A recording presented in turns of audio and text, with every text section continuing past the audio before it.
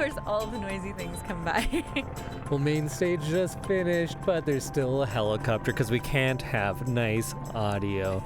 But welcome everybody to a very special live-ish episode of I Love This, You Should Too.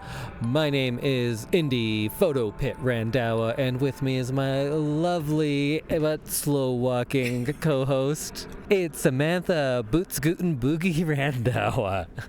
I wonder how many times people are gonna make that joke to me. Oh, because I have a high ankle sprain, and I am in a walking boot, and I have a knee scooter. But we are here at the Calgary Folk Music Festival, and it's our live-ish episode. But we're not going to explain so much. We're here all 4 days, and we're going to talk all about it. So let's get right into things. And first thing, we opened up seeing Elisa P. Yes, and we were so lucky to be able to see her from the photo pit, and she was incredible. I may have gotten a little emotional in the photo pit while she was singing.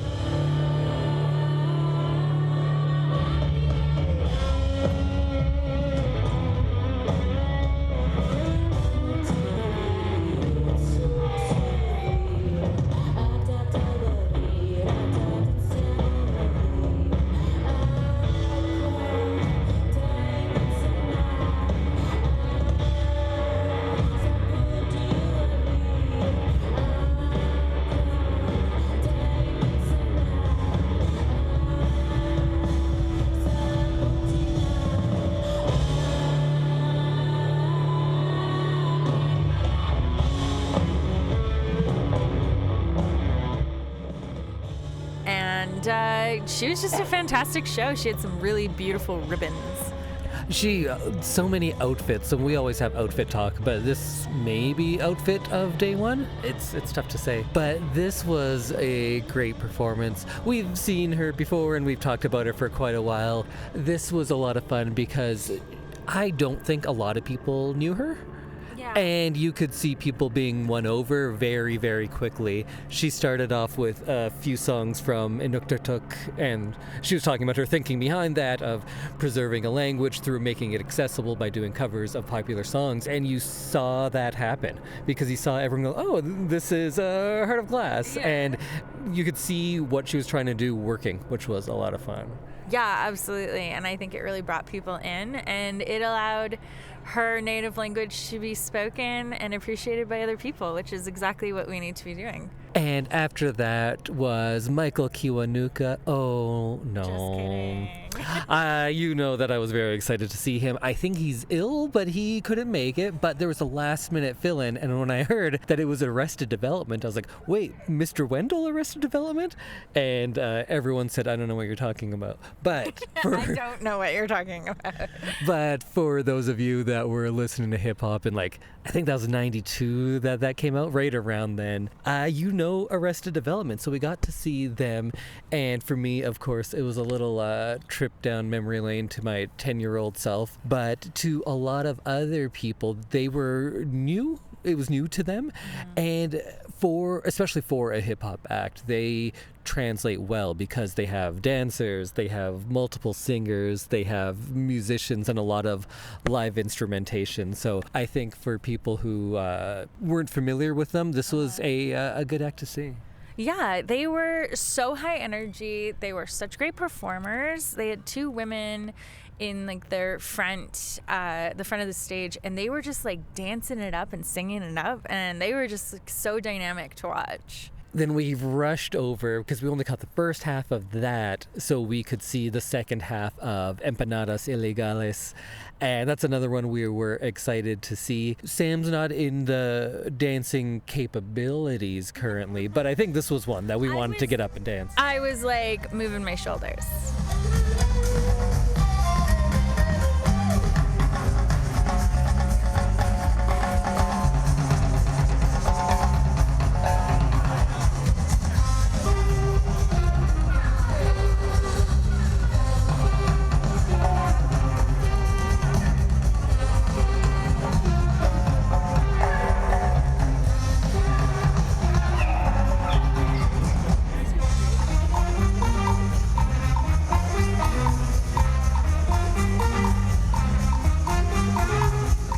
I definitely can't get up and dance as much as I would want to, but I was moving around as much as I could. So they were fantastic. It was such a great performance as well. Only one day in, but that was clearly the biggest dance pit. Because like how do you not dance to that music? Absolutely, yeah. And then we stayed at the national stage and we just saw the Heavy perform, and they were fantastic. They sound quite a bit different from their album, and their female lead singer is just like incredible. She was just belting it out. She was doing so much dancing and belting and keyboard playing. She was so busy. It's fun seeing bands well, I guess we did see them live, but even this sounded different than that. I was going to say, this sounded so different from when we saw them last year in Edmonton. Go down river.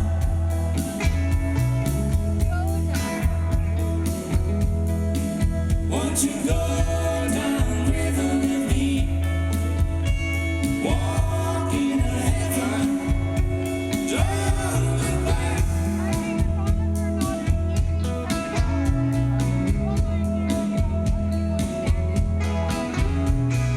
Lie in the sunset.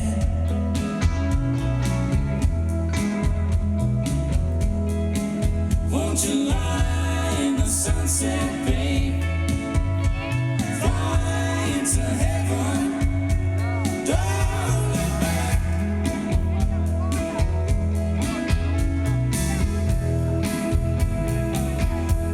'Cause I'm no fool, babe.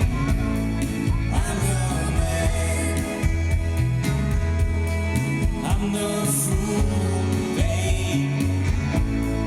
I'm your man. We saw them live, and yeah, they've changed quite a bit, or at least maybe it's just the scale of things this time. But what Samantha was talking about, I definitely agree with, because I don't know all the names of the band members, but they're the female lead vocalist. She sounds great on all of the albums, but when you're in a live performance like this, maybe there's more freedom to try different things. Yeah. And there's a lot of singers who show you everything they can do to like, look at all these things I can do, Yeah. but she doesn't on an album. She sings in the style that best suits the music, and then when you see her live, you're like, oh, you can do so much more, Yeah. but you rein it in for the sake of it's more cohesive to the sound they're levels, making. yeah.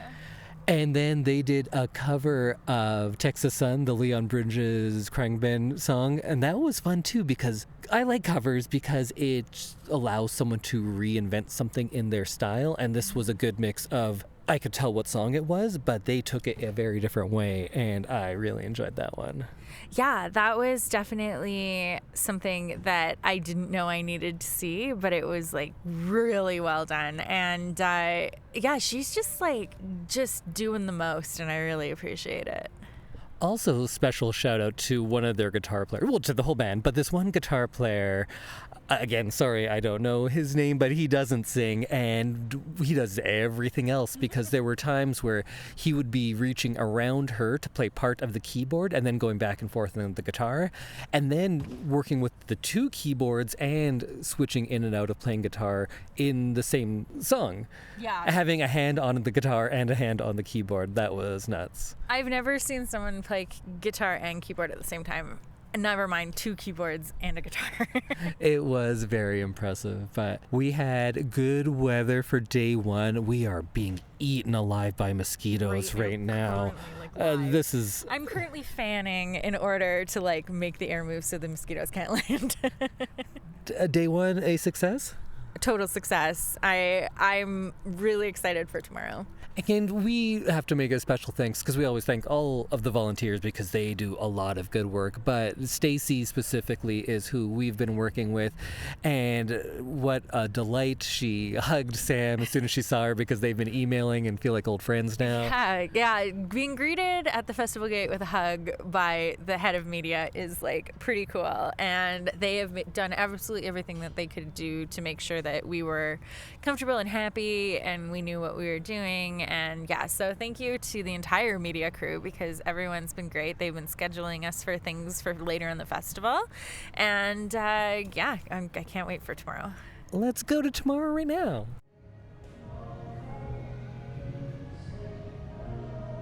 All right, now it is time to recap a very rainy, pretty great day too. This is the part of the festival where I think everything is just the best because a lot of it was today. Today was, it poured rain, and Indy is wetter than I am, but it's been a soggy day, and we've seen some incredible music.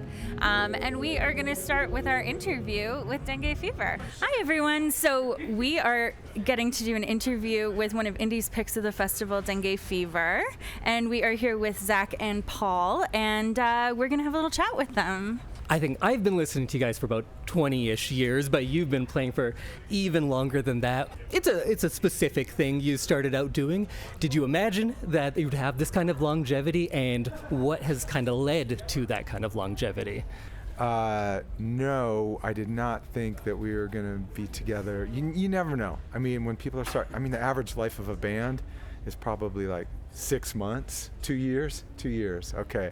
So if a band even puts out an album or even starts recording, that's like a good thing. That's like, yay. Yeah, we just had so much fun at our first show that we were like, let's do this again. And then like the people who came to see us kind of felt the same way too. So it just kind of kept building and building. My friend Trace Spruance from Mr. Bungle, he was like, dude, you guys should record a record and I'll put it out on my Web of Mimicry label. And so that was like our beginning. And then you knew him from Dieselhead? Yeah. Oh, okay. Yeah. Do you think that starting off with something that was not exactly current, not trendy, does that help it be more timeless, that you can continue on with that? I don't know if there's a formula necessarily. I think that more likely the band kind of has a bit of a staying in the moment personality. I think that allows some longevity, meaning that we're not meeting expectations that we set. We're just having fun with each other. We're a family. We're friends. So from the get-go, we kind of just had the idea of that, just having fun and really trying to kind of appease our musical appetites. Doing that and pleasing yourself allows for longevity, I think. Yeah, and we never worried about playing what we were supposed to play. Like right from the start, we were all kind of listening to the Ethiopiques, and so we're like, let's cover a Mulatu song. Yeah. And so, that's not a Cambodian tune, but we decided, who cares? We're just gonna do whatever we want. I was a biggest fan of the earlier things, and then I moved around, so I didn't catch up with some of the later stuff until more recently. So is bringing in all of these other influences, because the sound has evolved and changed over years, is that part of keeping it fresh that way? Yeah, it is. I think what attempts to keep it fresh for us is just trying to be true to ourselves and, again, find things that excite us.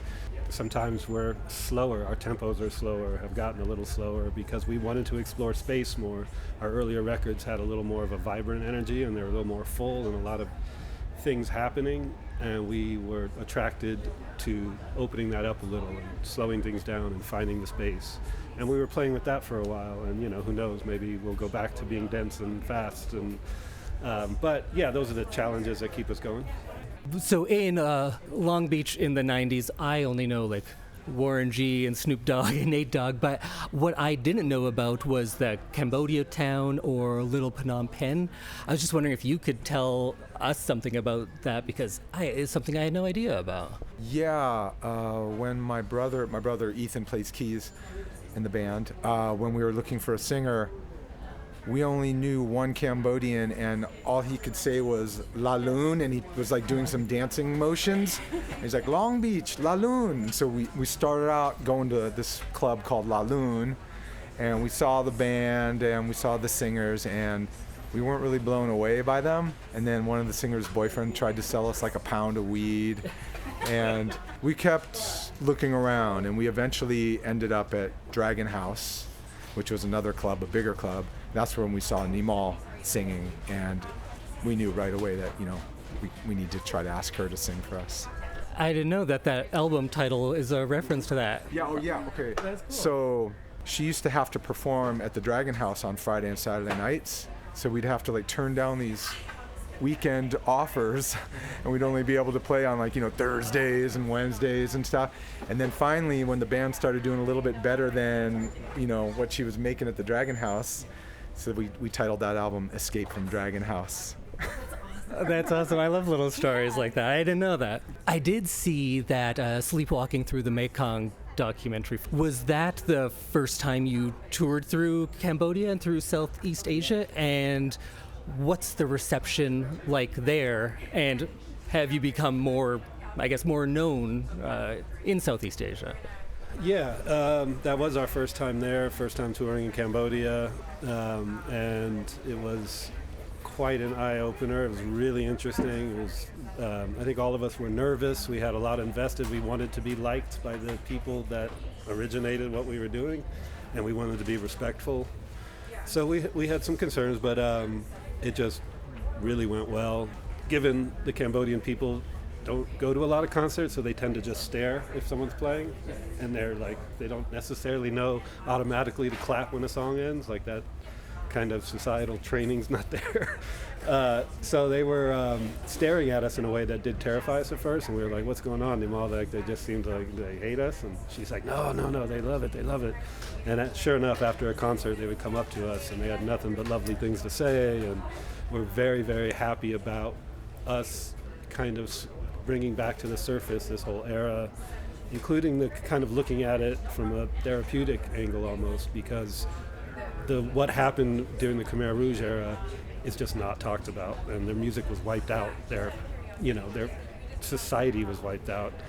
To have someone come back and kind of dig into that and pull it out kind of helped some people, at least this is what they told us, kind of helped them open up conversations about that topic. Felt the whole trip was really fulfilling, ultimately. So Nimal was also nervous about it too. She hadn't been home in a long time, and she's like playing with us, and like there was all these rumors like, Chom Nimal's singing with the Hollywood band, and like, they thought that she was gonna come back all like converted and playing like Western music, or which they didn't know. And so after everyone saw us like, playing their old classic rock hits, she got flooded with phone calls just saying, oh my God, she was like crying. She was so happy, and everyone was so proud of her. Must just be awesome to bring your culture back to your culture that way. There's been a few artists we've talked about that the music is a way of preserving a history that could be lost otherwise, right? And you're getting people like me who, this was before I'd ever been to Cambodia, and then I start looking into it a bit, right? So I'm taking over anything. I've got a few questions. They're fun questions. So obviously in the festival environment, you get to play sessions. So dead or alive, what two artists do you want to play a session with? Jimi Hendrix would be really cool to be jamming with. Yeah. Who else would be fun? I mean, me personally, I would love to be backing David Bowie. Oh, that would be a personal high of mine. Or maybe the Meters. Go with David Bowie and the Meters. Alive, it'd be cool. Like Tom Waits would be fun. He's always down. His music's always kind of changing and evolving. And so what thing are you really into right now that you'd recommend to somebody if they were looking for? It could be books, could be movies, could be... Our kind of ethos behind the podcast is bringing something that you love and saying, you should love this, here's why. Samantha got me to start going to folk fests. I got her to start listening to Dengue Fever. And just something that you feel like maybe isn't as exposed as much that people should check out. We were really lucky and got to tour with that band Tanarwin. So I'm sure you guys probably already know them, though. Yeah. Okay, so that's not too obscure. It is in the grand scheme of things. I love that. It's like, oh man, they're like my favorite, and they were so. I'm gonna go with a book I'm reading that's kind of changed my perspective. I've been talking about it to everyone. They're probably tired of hearing it. Author by the name of Kenny Werner. It's called Effortless Mastery, and it's about how you kind of radiate while you're playing instead of relying on technique. It's more about connecting with everybody and everything, and it's kind of a different angle on playing that I've Like, I've always just kind of thought about technique and that sort of thing, and a little bit about the relationship between audience and musician. But this book has changed my outlook on it, and I think it's a very interesting book. I feel like this might just be for me, but from earlier influences, is there any either Cambodian or Southeast Asian artists that you could recommend that we check out if people are really into your sound? Okay, Sinsisamut, he was one of the main songwriters and musicians and singers in Cambodia, and Rosary Satia, he worked with her a lot, and Pen Ron. How do you like doing a festival style thing as opposed to just your own show? Like, what are the benefits of that, or how's it different? Well, the first time we've like shared a stage with other bands and collaborated was at the last 2 weeks ago in Winnipeg at the Winnipeg Folk Fest, and we shared it with Zrada and Las Bitches, and it was a lot of fun. Yeah, we each kind of did 3 songs, and they went well. They went off in different unexpected directions. Canadian crowd, I think, likes it. They're like it when you kind of are taking chances.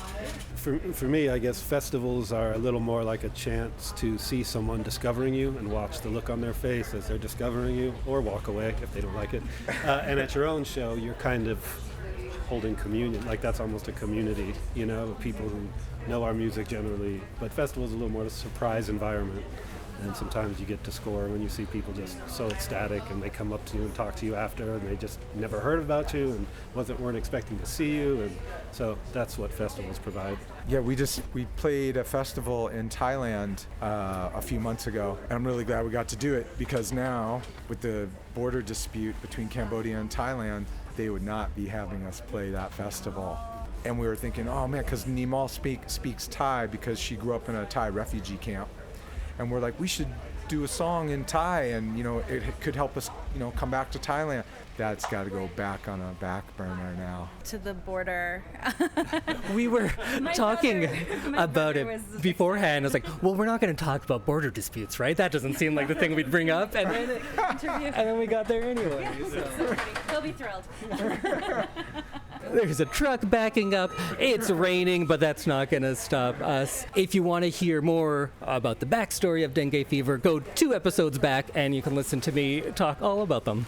So thanks again to Zach Holtzman and Paul Smith from Dengue Fever for taking the time to sit down with us. It was a lot of fun. You can tell that I really nerded out on it. But then after that, Samantha needed a much-needed foot rest. So I went and saw a little bit of Emily Wuramara, and she has some very powerful things to say in between songs, but I'm not going to tell you about that. Just go listen to her music, and I was able to catch a bit of that too. Midnight blues, singing with me, perplexing this too, like midnight blues, singing with me, perplexing this too, midnight blues, midnight blue, I see you too.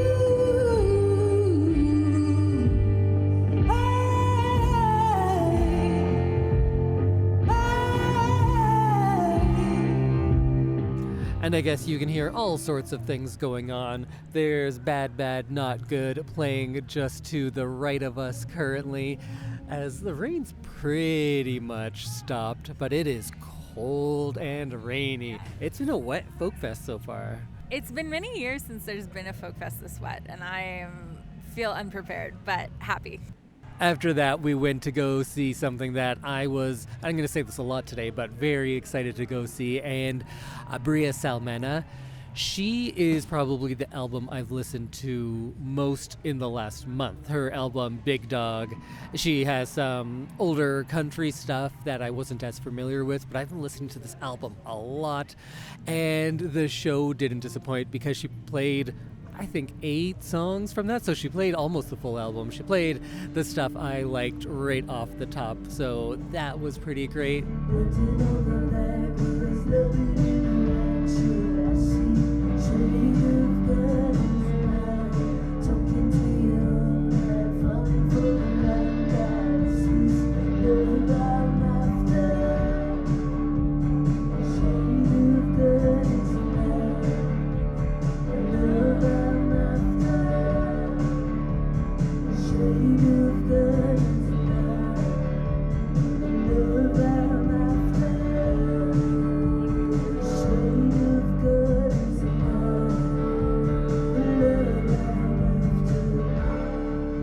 It's one of those things where I never know how big someone is until I come here, because I've been listening to it a lot, so then I think like, oh, this must be very popular if I know all the words. And I think she's not that well known, but I think we saw her win some people over in the audience. Yeah, absolutely. I think she had such a great stage presence, and she was just like, she had everyone like moving in their seats even if they weren't standing. And I have to say, the kindness of people at folk festivals is unmatched, because there was a woman who almost made me sit on her chair and her tarp because of my boot, and everyone's just so kind here, and I just love that. We did say that you sprained your ankle and you're wearing a boot, right? We talked about that. We talked about it yesterday, but I'm not sure. Okay, well that's the context for all of that. Hopefully we'll get to see more Bria Salmena as well. I ran into her just walking by and just went, hey, great show, and kept on my merry way because she probably has things to do, places to be. And next we got to see, you know what, I got to see something that I was looking forward to since I heard about it. You've heard me talk about Cymande a bunch on a few different episodes, so I'm a very big fan. It's an act that I never thought I'd be able to see live in my life, because they've been around for so long and they broke up so long ago, but now they have a new album and are touring that.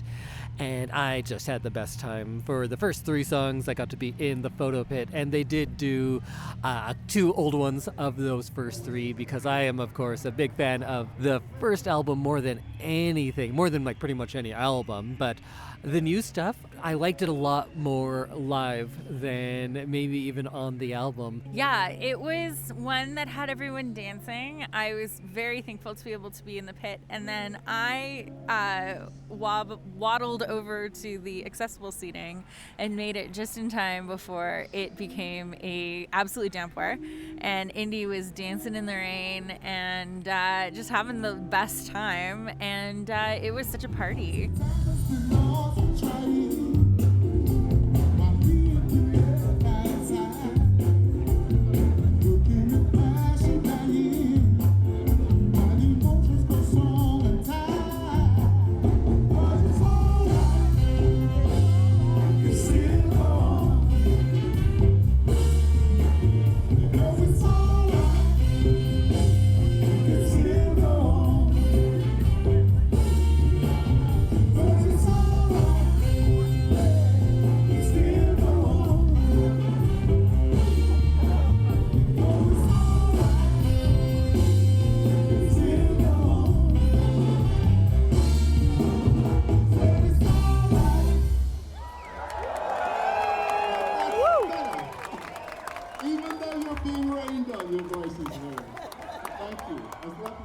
I think that's accurate. I think I'm not going to sit and dissect why I loved it. I danced in the rain to probably the music that I've listened to the most over the last 4 years.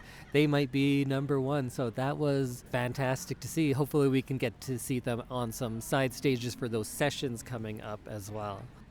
So then the final show of the night, we saw Bad, Bad, Not Good. It was raining again, so we had a hard time with our cameras, but the hardest part was that they turned out all the lights when they started playing.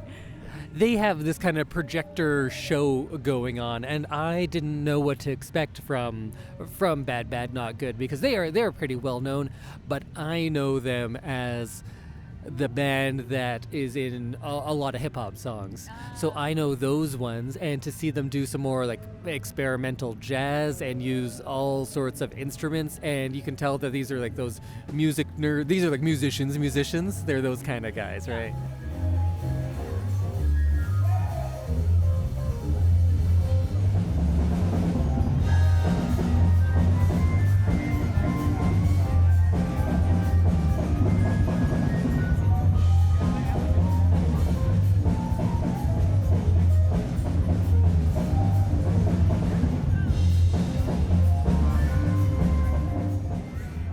It's fantastic. They have a big following, and they're all having a great time as we speak.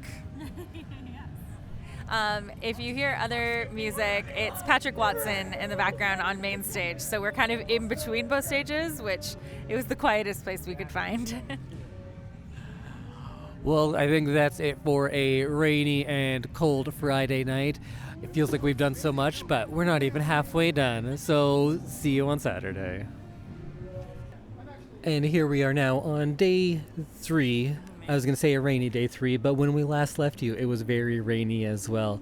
We're halfway through the day, so we are just going to recap a bit.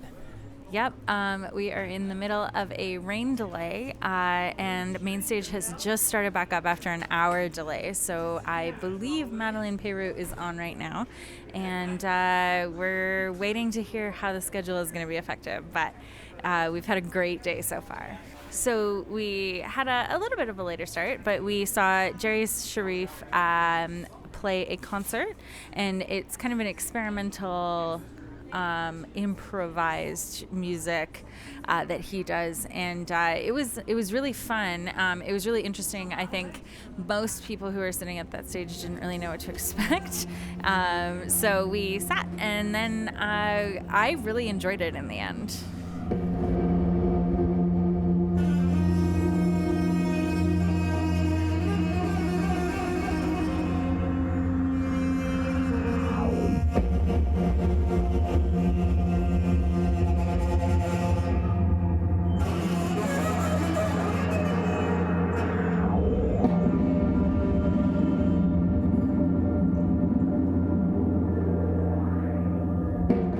I know a lot of that music is harder to get into, and I'd only heard his album, but when he's making experimental, improvisational stuff, you don't know what it's going to sound like, but he brings a lot of jazz to it, and it was like saxophone based, but you could see all the things he was running his saxophone through, which you're probably not used to someone using multiple pedals on a sax, but he could loop it and do fun stuff like that. And then right after that, he joined in on a session, and that was with Bria Salmena, who I talk about a lot, but I don't think I did, because I think I've been talking to you a lot about her music, but I don't think I've said as much on here. But I am a big fan. Tall Trees, who I had listened to a bit before, but really liked what he was doing here, because I didn't realize he's pretty improvisational as well, and was able to kind of play the drums on his banjo and then loop that. Experimental banjo is how he describes himself, and I was very excited to see what that meant. He used like a violin bow, he used a drumstick, he played it like a banjo. He did so many things, and he made so many noises out of this banjo that I have never heard a banjo make, and I thought it was very cool. He's a one-man band. And there were times where he actually stopped and like taught his song to everyone, and there was 3 different melodies. Everyone was jumping in on it. That was fun. Cool, all right, I think we get that.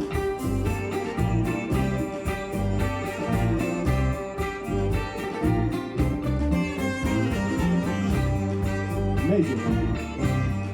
Keep going. All right, here's melody B.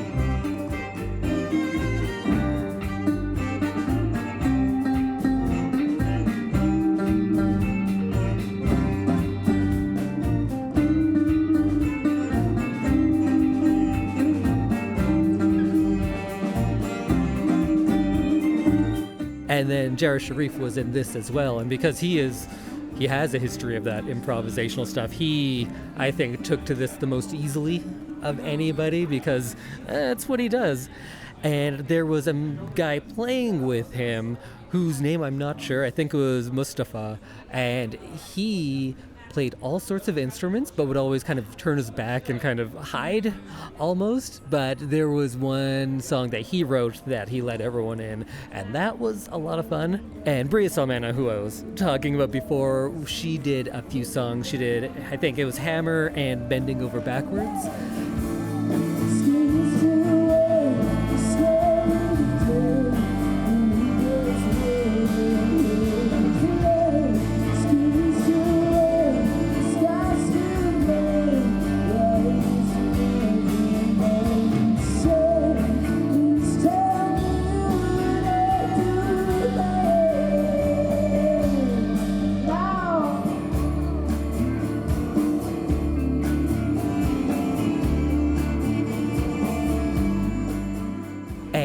Bending Over Backwards is a song that I really like of hers, and it's very fun to watch a song that you know well and then how that gets reinterpreted from other things. Because a lot of the music I hear here, we're hearing it for the first time, but this was a song I knew, and hearing it with like 2 saxophones and 3 guitars is not something I was expecting to hear, but I really enjoyed that.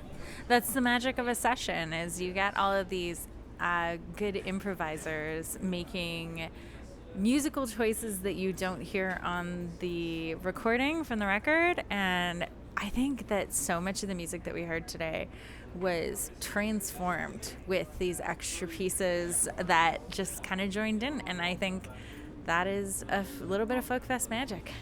And in that same session, we are very excited to see Dengue Fever, who we talked with earlier on the show. They did Sleepwalking Through the Mekong. And then later, I'm not sure if we caught it on the audio, but they said, oh, we're going to do one more song. And I was going, ooku, ooku. And then they did that. So that's always fun. This next song is called Uku, and it is in E minor. The story of this song is a country woman who is living in a family, and the farming community is becoming struggling and can't afford enough money, so they have to send a woman to the city to make money to send her back home to the family so they can survive.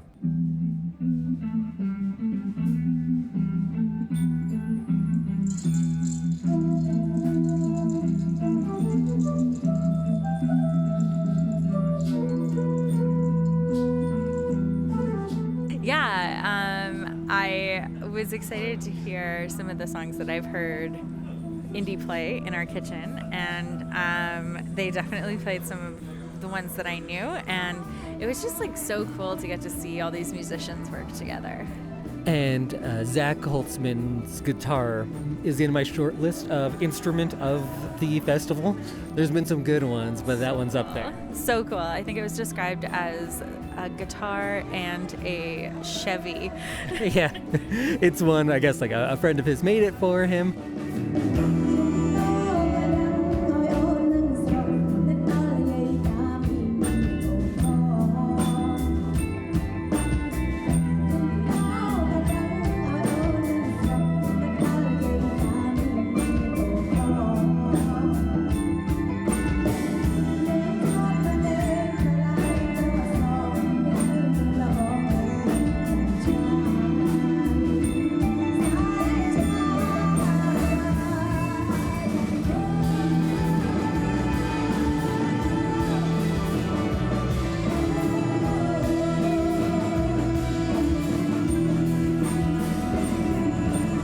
I also liked in that one because we were watching them set up, and there's so many things to set up, and when you can see musicians nerding out about stuff, because there was some of that between people who had never really met before, and just talking gear, and I always like seeing that.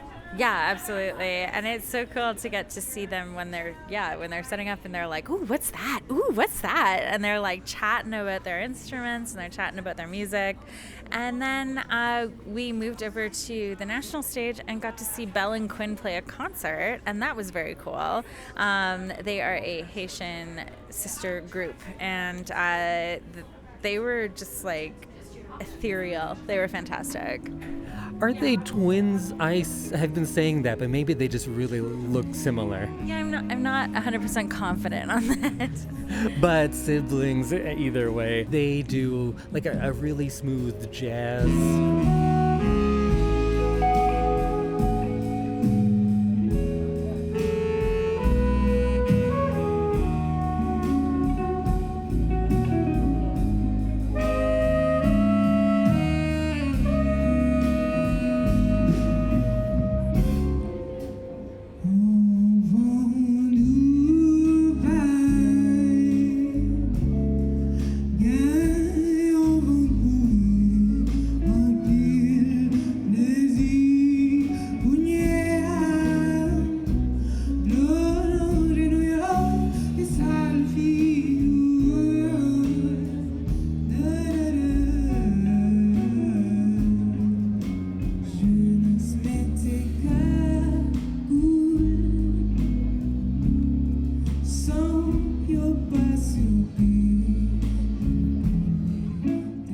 Also, in the pre-episode, we were talking about how they always like to feature female artists, and it was nice because we got to see I think it's a sextet that they put together. There's 6 of them up there, and they all seemed quite young, all women, and they did a very good job of showcasing each one of them. Like the band says, Bill and Quinn say that, like, well, we want to showcase other women, and they do that very literally in how they integrate solos for everyone. Yeah, it's really interesting to see everyone gets their turn, and a really well done session will often allow people to kind of have their own solos and that kind of thing. So I think it was really cool to get to see everyone work together like that. Yeah, because then after that, they were in a session. It was Bella and Quinn and their band with a few members of Cymande. Not all of them were there, but they are. It's an older group, so I forgive people for taking a half day on that one because they are performing a few different things. Dabi Toure was there as well. He's someone that I wasn't as familiar with. I think I'd only heard a couple of songs, but I'm glad we got to see him here. Yeah, it was a real party session, honestly. There was a lot of just like kind of constant playing, and everyone was getting in on it.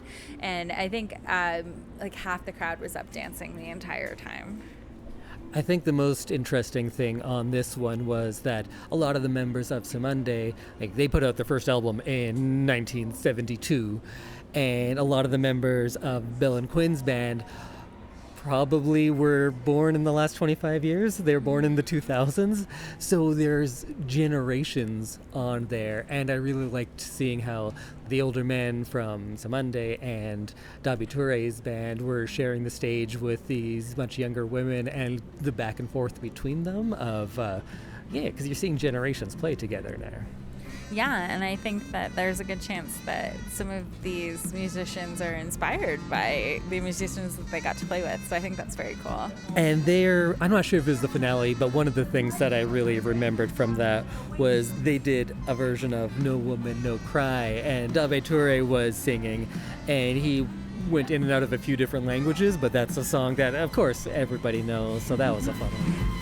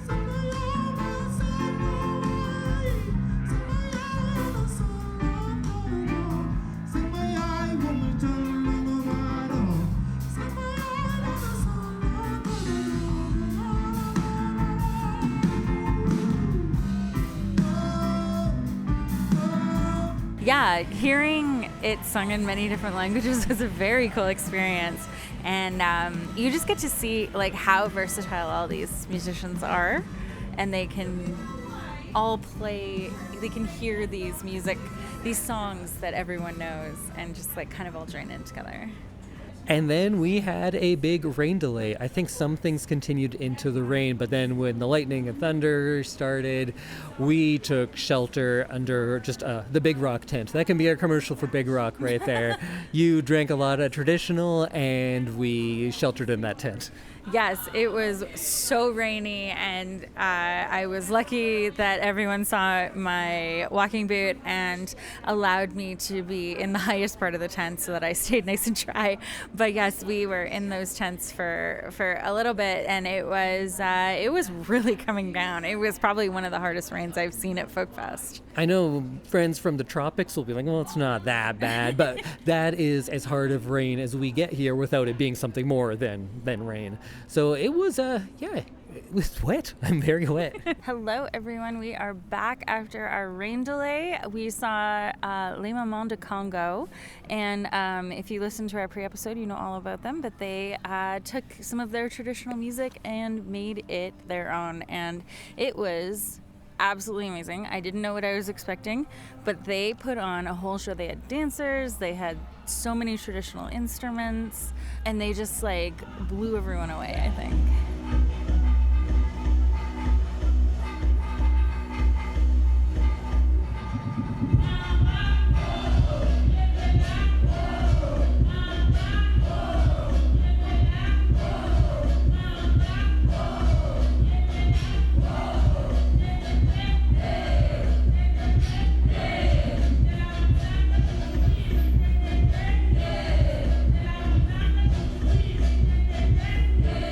It was the biggest surprise for a lot of people, I think. There was a lot of people, because they're not terribly well known here, of course, and people walked away loving that set.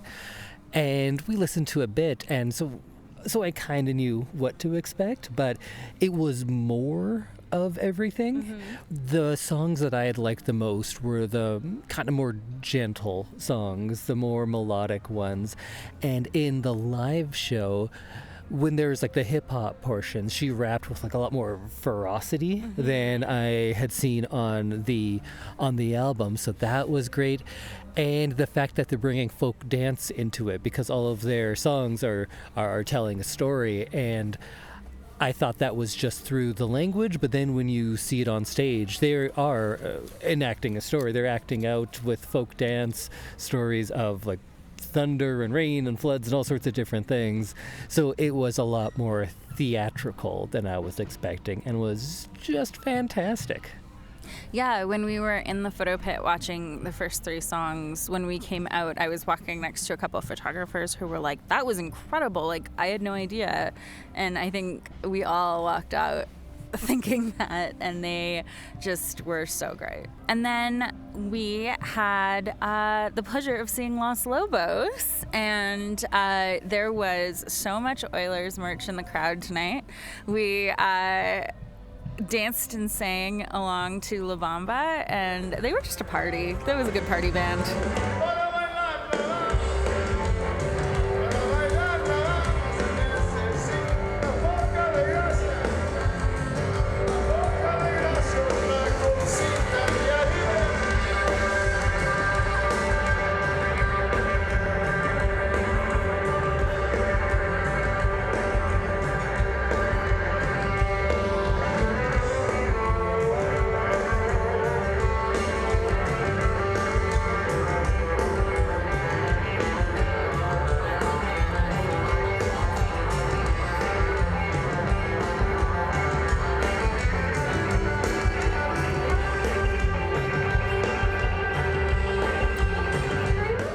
It was great, and I think people who know Los Lobos often know the big covers, but they were doing some cumbia stuff that, you know how we love that. It's hard to overstate the importance of the song La Bamba, because like the movie, Richie Valens' movie, the biopic La Bamba, was one of the first pieces of culture that I was aware of, that there was a movie and a song, and at the time I was like, I didn't know that it was real.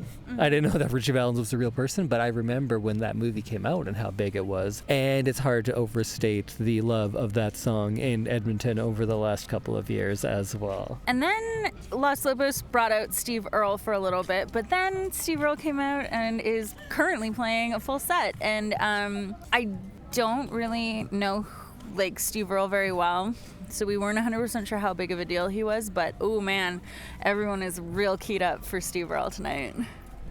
Yeah, I'm one of those people that knows his big songs and don't know a lot more than that, but Calgary is a town that loves Steve Earle even more than the fun we had. It was pretty awesome to see a lot of people, a lot of women of a certain age who were losing their mind over Steve Earle, and yeah, great audience reception, so you know he's doing well.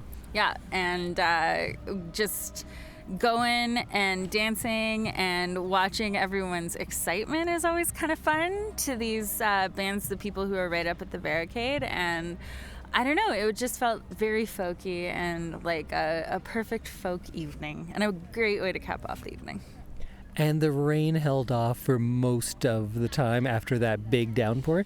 It's been pretty good. The grounds are muddy. They are very muddy, but as long as it's not actively raining, we can deal with that. Let's hope for the best and see you tomorrow. Hello, everyone. We are podcasting from Highway 2 on our way through Leduc.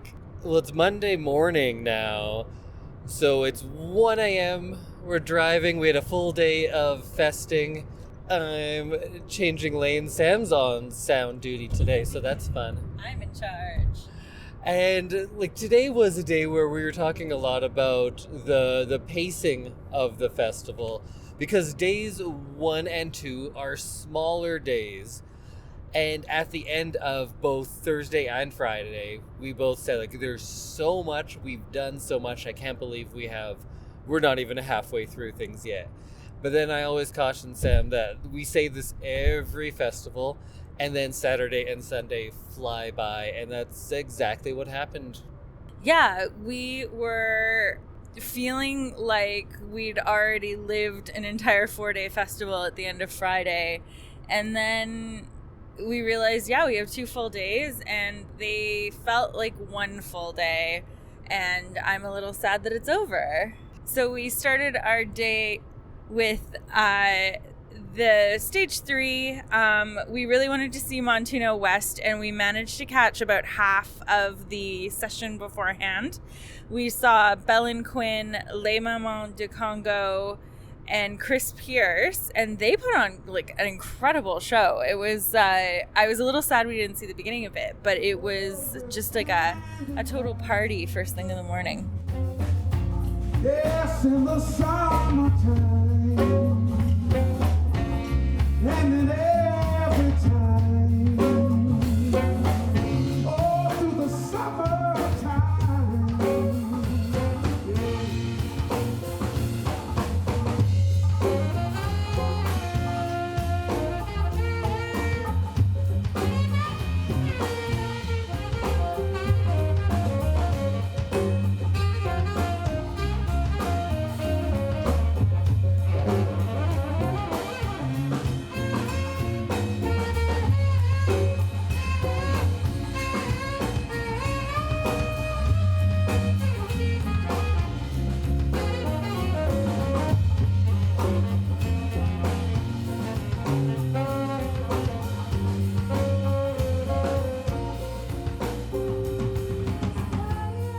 We had seen a couple of them already, so we weren't getting there super early, but I'm glad we did catch it. Like in all of these sessions when they are kind of handing off songs between them, and there were a few different French-speaking people up there, so you could hear them often in French singing about how they are now handing it off to this person. Here's the time signature, take it away.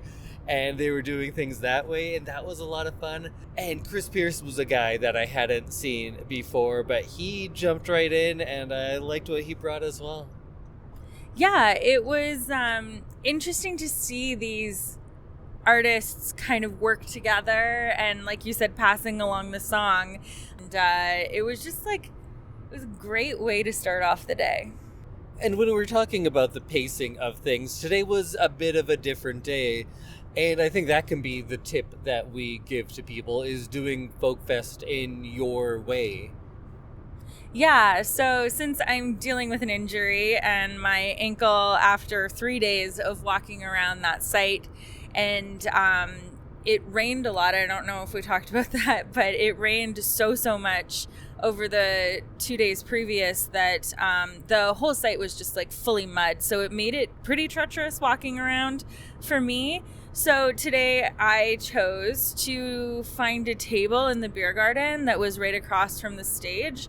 And I kind of parked myself there pretty much all day until main stage started. So I was able to kind of take everything in and be close to everything, but still be comfortable and not have to sit on the ground and get wet every time I needed to get up. So you got to do what works for you and pick your battles, I think was my mantra this weekend. And I'm someone who likes to do a lot, so I got to go up and shoot photos for everything and then go out and hopefully record some good audio. But you know, if you've been listening to this podcast before, we're normally a studio show, so audio on the go is not our strong suit, but hopefully that all works out. Yeah, so then we saw Montuno West perform. They are an Afro-Cuban jazz band, and they were just like a dance party the whole time. I don't think I stopped moving the entire time that they were on stage, and they were just so dynamic. The lead singer started in the crowd and walked up and was like high-fiving people and trying on people's hats. It was a pretty fun way to start.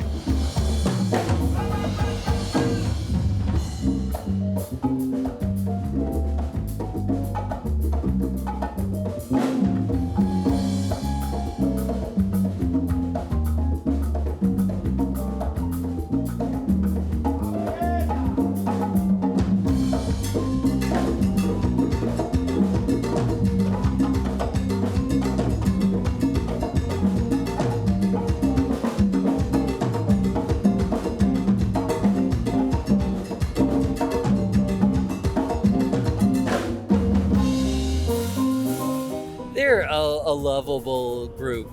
They were doing that, the African-inspired Cuban music, and one of the guys, he had this electric upright bass, and I was trying to keep track of my instrument of the festival, and that's in the running.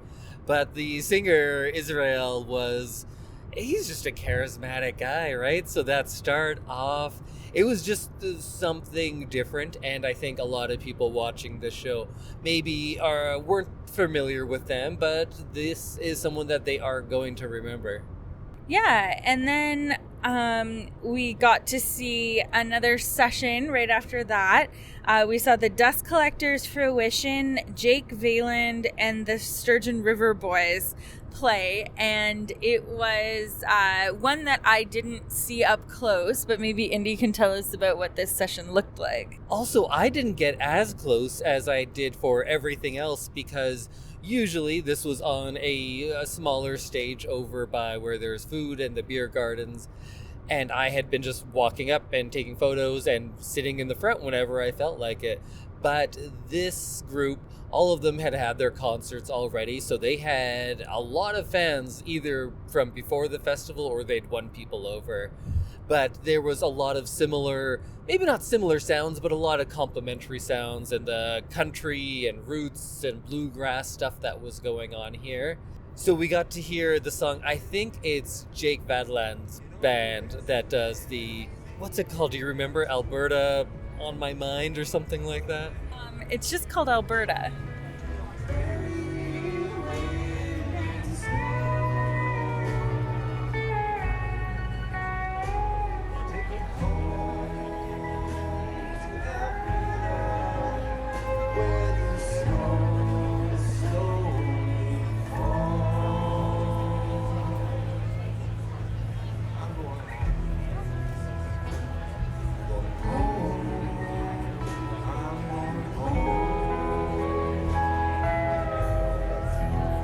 Maybe it was because of all those years that I lived far, far away, that songs about my home are few and far between, and I like when I hear one, and that's a good one.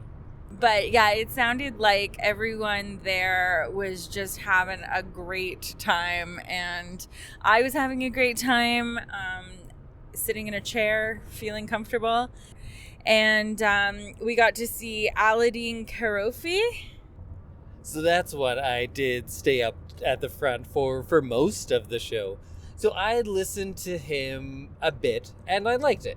I put it on in the background a lot when we were cooking or whatever, and that might sound dismissive, and maybe I was, but he put on a great show. If there was someone that won me over the most, maybe of the entire festival, it's probably Aladdin Karufi. Did anyone stay up too late?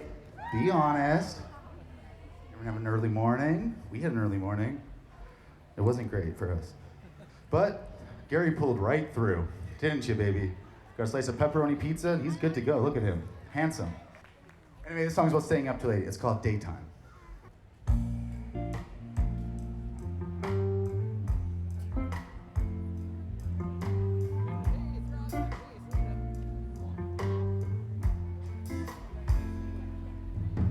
Nobody seems to stay out all night long anymore. Nobody but a crazy fool who sleep all day, way past noon. Nobody stays past closing time. Nobody but me. But this is my philosophy that daytime's for sleeping. It's easier for sure. It's funny how when you were here, it never dawned on me before that night times for crying and trying to pretend that we're in love all over again. Give it up for the handsomest man on the festival grounds.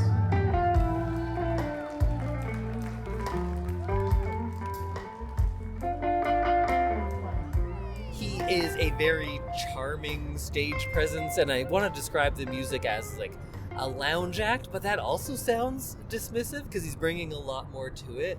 They're all young looking guys, so I assume they're not terribly experienced, even if they've had a good run in these few years, but they were commanding of the stage. They seemed like they had done this before. Aladdin, the singer himself, had some mic issues, but he was swapping out mics just between words. He seemed very comfortable up there. The banter and all of that I really liked. I think they're based out of Edmonton, actually, so we'll probably be able to get to see them if we so choose. And my suggestion for you out there, if you want a date night, go to one of his shows. Picture like the best case wedding band, when they're playing What You Wanna Dance To, and they're charming and funny. That's what they are. Maybe that sounds dismissive as well, saying they're like a wedding band, but like an ideal one. They are a lot of fun, and I would love to go dancing to this for a night. Yeah, it was definitely, even in the beer garden, people were clapping at the end of songs, and like people were engaged really far back. So after Aladdin, we got to see another session with Tamar, Ilana, and Ventanas, Digging Roots, and did you find out how to pronounce, is it Tinge or is it Tinge? It's Tinge, a band called Tinge. Yeah. So Digging Roots is someone that you wanted to see, but we had there were just too many things to see when their concert was on, but you got to hear some of them this way. Yes, and that was fantastic. I was definitely dancing in my seat during this one. Actually, you know why we didn't get to see it? Why? They were canceled. They were the ones that were canceled when the storm came last night. Oh, yeah. So they didn't have their own show. And we got to see them here. They played a new song called AK-47. So you know what we have? We have an exclusive. This song hasn't played anywhere yet, but you can hear it right now.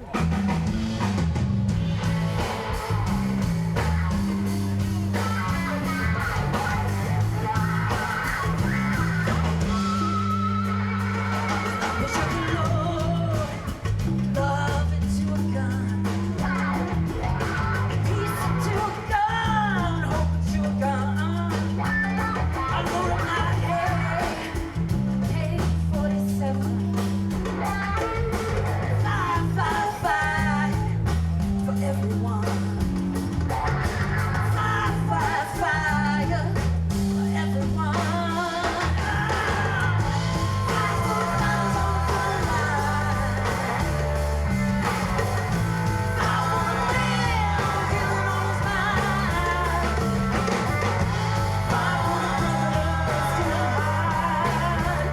they brought that kind of heavier blues rock to things.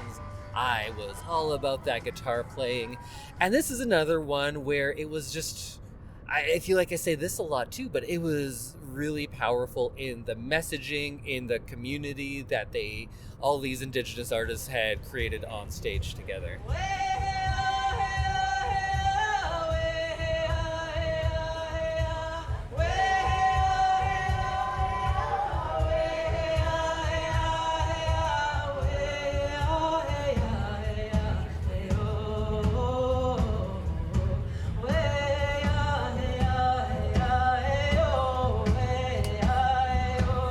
Yeah, and that was just a little bit of festival magic. And this was actually a session that I got out of my chair and walked up to watch from the back row. And yeah, it just seemed like such a cohesive group, even though they probably hadn't played together. So that was pretty neat. And I absolutely didn't cry when they had their stories about hair being forcefully cut at residential schools and things like that. Timar Alana and Ventanas was her backing band, I think. She puts on a great dancing show. Actually, you know what? It's the end of day 4. I've been driving for a long time, so I don't remember if I have audio of it. They put on a great show that uses kind of stepping and stomping as percussion in that dance, so that was a lot of fun. And then the singer from the band Tinge, whose name I've already forgotten. I apologize for that. But she had some powerful words before as well. And then she had this really fun song about missing her mom and missing her dog. Do you remember that one? Yes, and I thought that was such a fun song. She got everyone singing. I like that one too. And then it was the end of session stages, and we got to see Dabi Torre play a concert, and it was fantastic. We got to see him a few times throughout the festival, and just always a good show. And he's a really nice guy. He's very likable. We ran into him, and he was thanking us for our work. And I was like, you're the hardest working guy out here. You've been doing so many sessions. He's always on the go. Eric and George got to come out today, and thanks guys for letting us stay at your house. But Eric was saying like, oh yeah, I've heard of this guy. I think I remember seeing him at a folk fest like 15 years ago, and he does the circuit. Dabi Torre works, and his set was great. He's often up there just with a guitar, but there's something in the guitar. I don't know my instruments terribly well, but it's not a hollow body, but he can do percussion on it. So it's electric, but there must be some sort of like percussion plate or sensor or something, because he would hit on that for his percussion. And then he had a floor kick as well, so a drum that way. And then he would also loop a guitar, like a rhythm guitar, that he would record and then loop and then play lead guitar over it. So it's just him up there, but it sounds like he has a full backing band.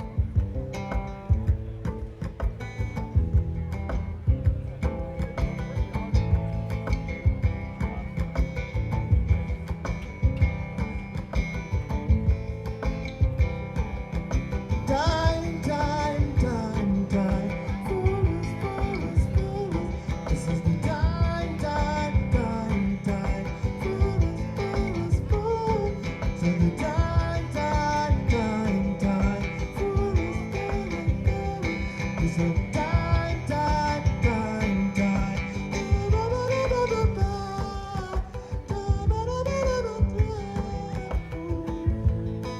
His sound ranged from these really soft, peaceful, melodic pieces to some that got everyone up and dancing. And if you've ever been to a Dabi Torre show, you know he's not going to let you sit down. He's going to get you up forcibly, and he got everybody up and they stayed up.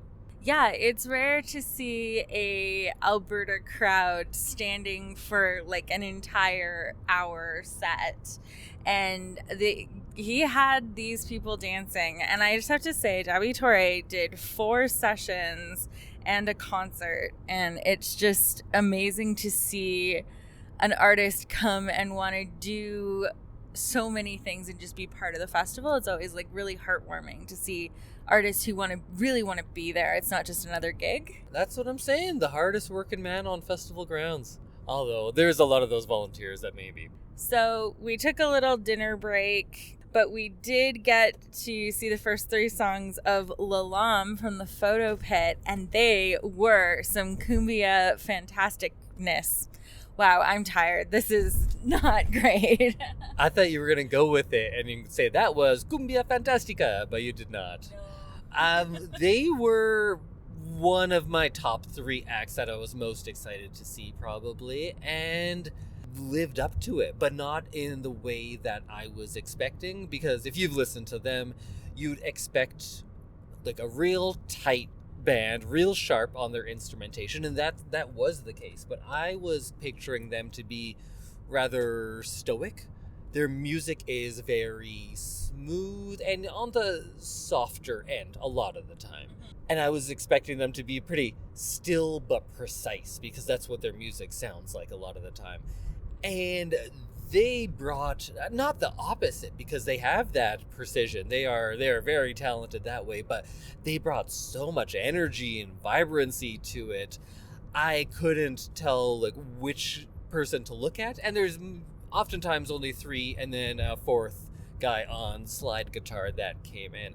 So it's not like they have this big crew and dancers like Les Mamans du Congo or something like that.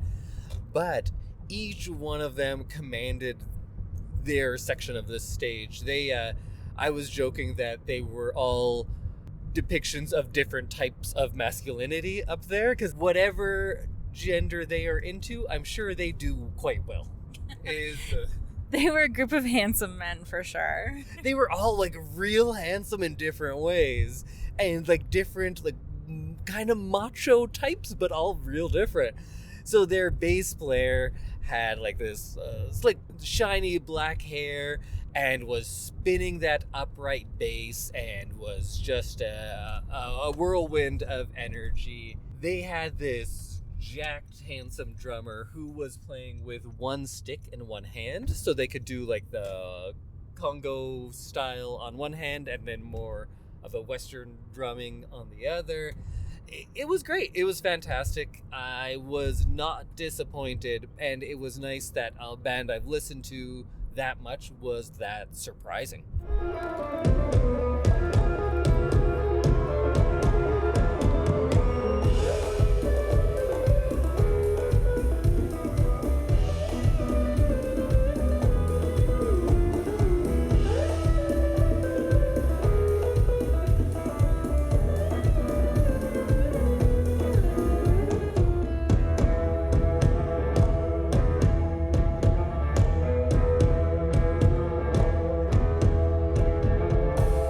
Yeah, they each had their own little show going on, and while we were in the photo pit, I was listening to people talk behind me, and they were all like, "What's that instrument? Ooh, oh, they're dancing!" And like everyone was so excited, and I just love when a crowd really gets into it, even if they don't know who these people are or like what they're about to do.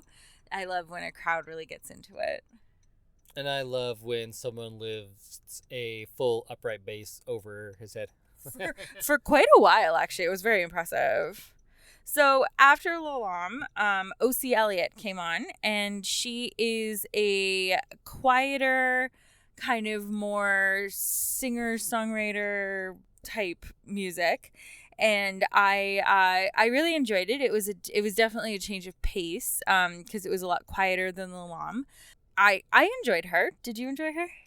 Is O.C. Elliott like the name of the woman? I thought it was like the name of the band, because it seems like they sing half and half. Either way, you know what? This is one of the more popular bands for sure. There's a lot of people there to see them.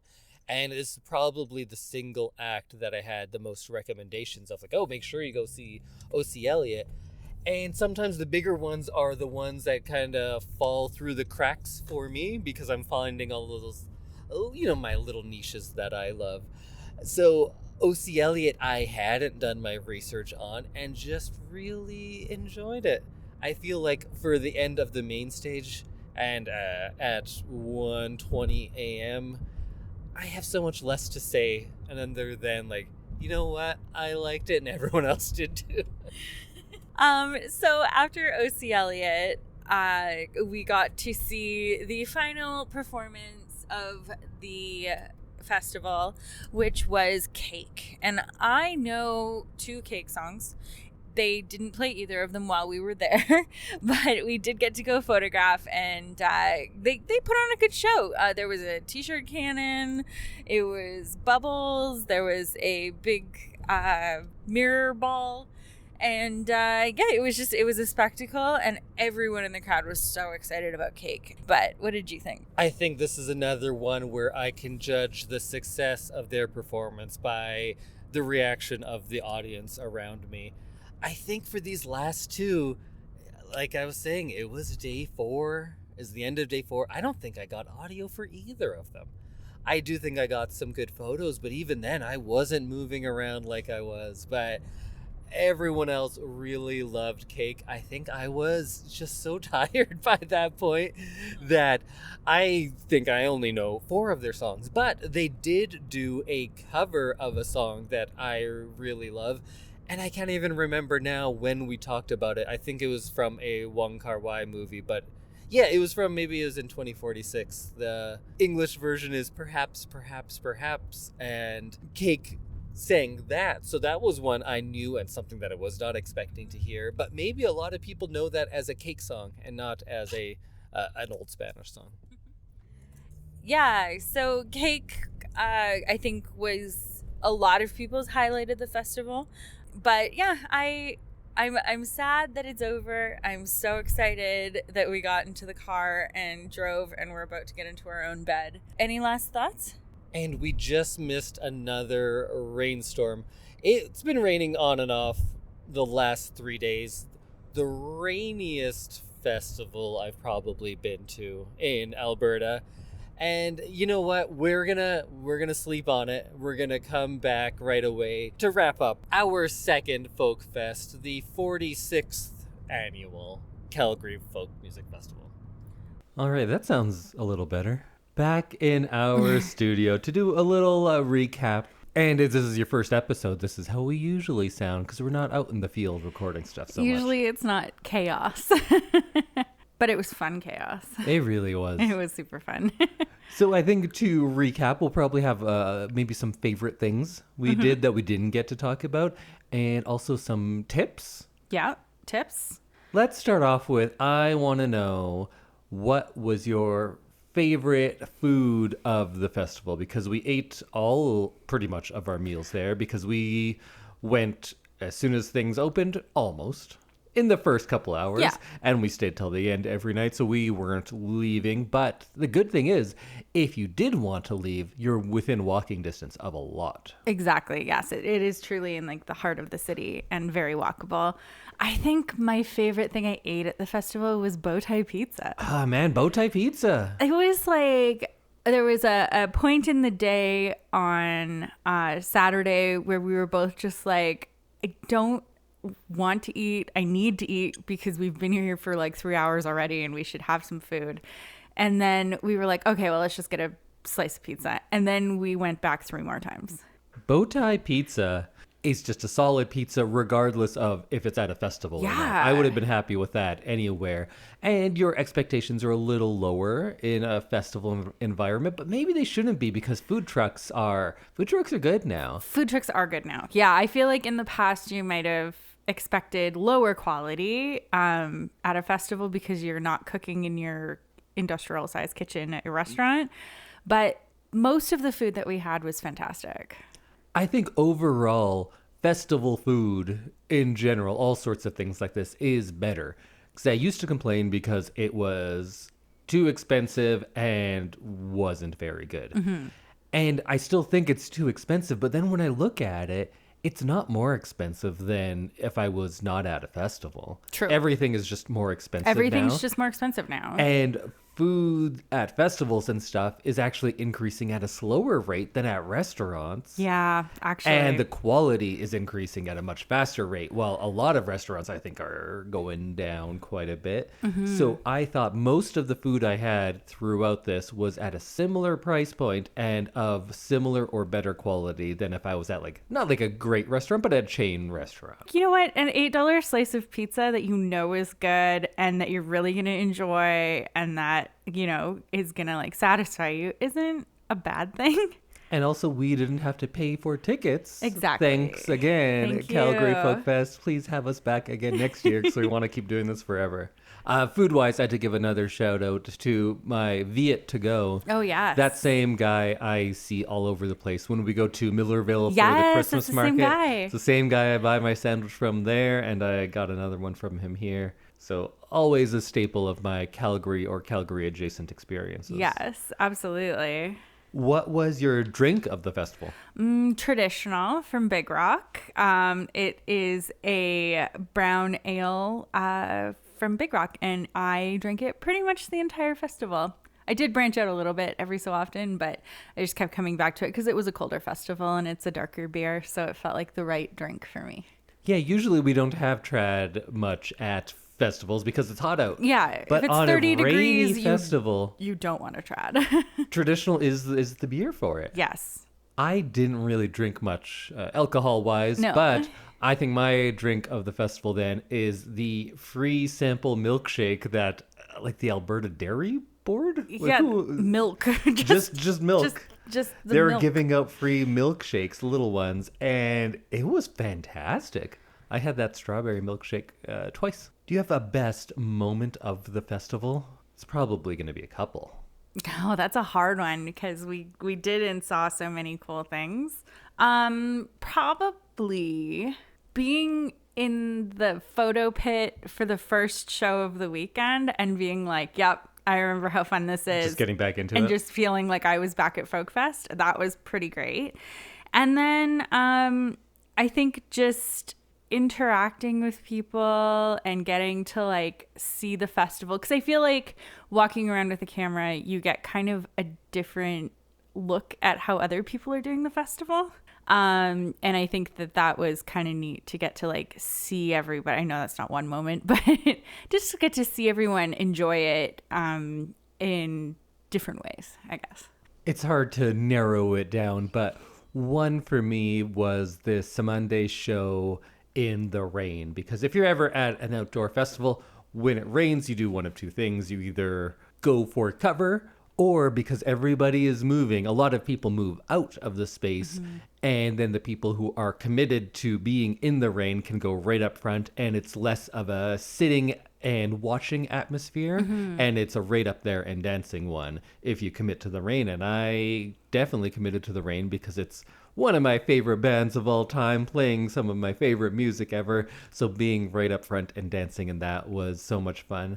And then also interviewing the members from Dengue Fever and hearing stories like that. Because we never started this with any aspirations of being journalists or have any sort of interviewing skills, but doing that and hearing especially the one story about Escape from the Dragon House, and I just love history in any context. So when it's this band telling about these stories that happened to them during the formation of this band that I've been listening to for so long, that was pretty big. There were so many performances, but we don't need to go over those because I guess that's what we did. You This whole can hear podcast. it on our daily recaps Yeah. for sure. But yeah, just I agree. Getting to like talk to people that I've heard all their music of is always kind of a thrill. We were also talking a lot about our favorite instruments of the festival. Yeah. What stood out to you? There were some very cool guitars. I don't have any like specific, and I feel like you're gonna get real specific about it. But You know I am. there were some very, very cool guitars. And I also like don't come from a guitar background. So like I never really got into musical instruments, but I can appreciate how cool guitars look. And there were some very, very cool like country and western looking guitars at this festival that looked like they belonged on the Opry stage. And I really thought that was very cool. What were your favorite musical instruments of the festival? Usually I go with those obscure ones that we see much less in Western music, but I think the best two that I saw were both just straight up guitars. First, Zach Holtzman from Dengue Fever plays this guitar that has a tiny, tiny body on it, and it's metal. And somebody else referred to it as a mix between a Strat and a 57 Chevy. Yeah. It's this like industrial looking tiny metal body on a 6-string guitar. That was pretty cool. And then also, I don't know what it was, but is it Belle or Quinn of Belle and Quinn that plays guitar? Oh, I'm not sure. The guitar playing sister. Yeah. She had this Gibson guitar that was just gorgeous in a very classic sense of a gorgeous instrument. And then every upright bass is always Yes, up there I was because just they're all about cool. to say the bass player from Lalam did That one was some good. incredible bass work with that bass, and just like was bench pressing it at one point. Yeah, Like, just was lifting it over his head. It That was a fun. whole bass show, and I really appreciated that because it was very, very cool. And then who was it that had that big white electric upright the bass? white one. Man, we see so much so quick that I need to go over my photos and kind of I need solidify to those take memories because they all blend. Notes, I think, going into Edmonton, because I feel like I've forgotten so much about this festival already. I take a lot of notes, but you can just listen to this and then you'll remember it all. Perfect.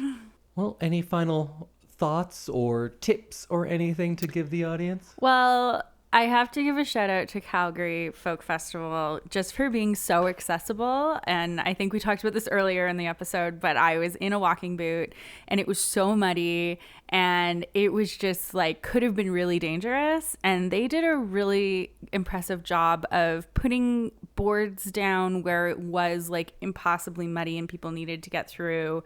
The staff was there like using, I don't know, big suction machines to get some of the standing water gone.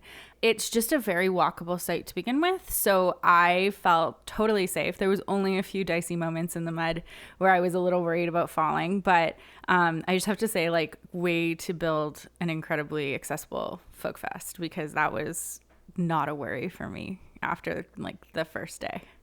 So many of my favorite things about this festival specifically have to do with the location and organization, especially coming from Edmonton, which is fantastic, but our festival is so It's such a big. huge site. I'm a little It worried. is a very long walk from one stage to the other, and it is almost entirely dirt and mud and grass. While here, there's a lot of paved paths because it is in a park, so you can take advantage of those if it's an accessibility issue like it was for you. And then also, it just has shade. There's Which so much you don't shade. realize how big of a deal that is until those hot days or in the rain, Or in where the rain, there's we places to go. go in under a Edmonton, tree. there's just not. No. If it's hot or if it's rainy, you're standing in the heat or standing in the rain and deal with it. And we compare it to Edmonton a lot because we are going there right away.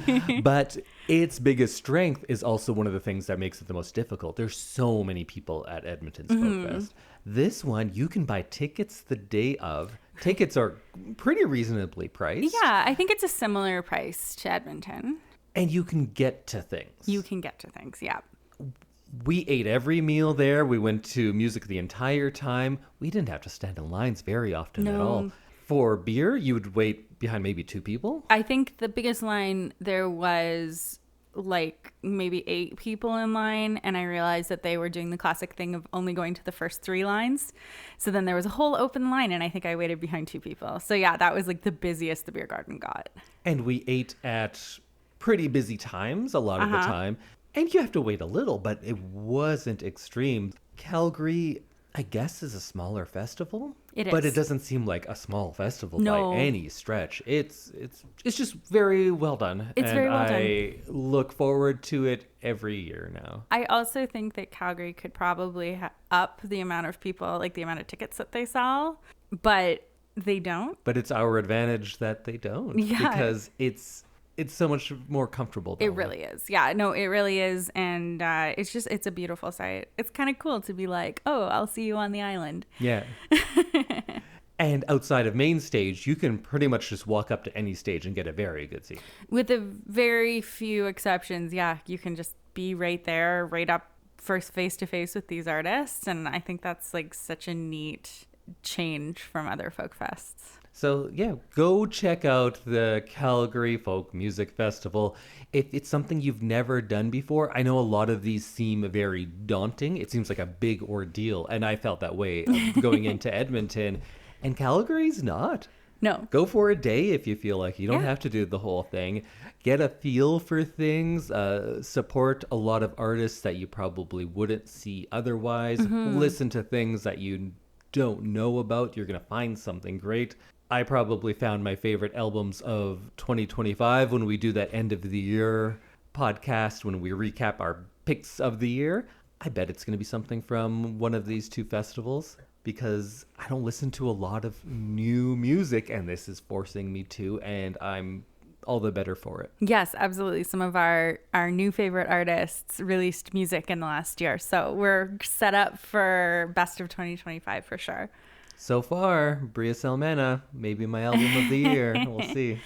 Yeah, so if you want more tips, feel free to send us a message, and I'm just full of tips.